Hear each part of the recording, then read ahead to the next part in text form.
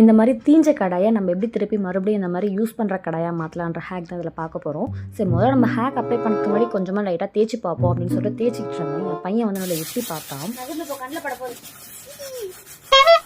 இப்போ நம்ம ஹேக்குள்ளே போகலாம். அதுக்கு ஃபர்ஸ்ட் வந்து அந்த கடாயை வந்து கொஞ்சமாக baking powder and lemon juice இது எல்லாத்தையும் சேர்த்துட்டு கூடவே தண்ணி ஊற்றி நல்லா இந்த மாதிரி நான் கொதிக்க வைக்கிற மாதிரி நல்லா கொதிக்க விட்டுருங்க. ஒரு 10 நிமிஷத்துக்கு கொதிக்க விட்டுருங்க.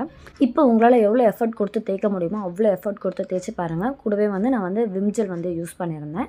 நல்லா நுர வரணும். நம்ம கை வலிக்க தான் செய்யும். நம்ம அதை அடி பிடிச்சிருக்க அளவுக்கு ஏற்ற மாதிரி நம்ம வந்து தேய்க்கிற மாதிரி இருக்கும். இப்போ நம்ம கொஞ்சம் ஸ்ட்ரென்த்து கொடுத்து தேய்ச்சோன்னா நம்மளுக்கு வந்து ஈஸியாக அதை வந்து ஃப்ளேக்கியாக வர ஆரம்பிச்சிருச்சு. என்னதில்ல, நீங்கள் வந்து உங்களோட இதுக்கு ஏற்ற மாதிரி தேய்ச்சிக்கோங்க. கடைசியாக ஃபுல்லாக தேய்ச்சி முடிச்ச பிறகு இப்படி தான் இருந்தது. இந்த மாதிரி ஆல்ரெடி இன்னொரு வீடியோ போஸ்ட் பண்ணியிருக்கேன். இந்த வீடியோஸ்க்கு என்னோடய சேனலுக்கு சப்ஸ்கிரைப் பண்ணிக்கோங்க. இந்த வீடியோ பிடிச்சிருந்தால் மறக்காமல் லைக் பண்ணிக்கோங்க. நீங்களும் இந்த ஹேக்கை ட்ரை பண்ணி பாருங்கள்.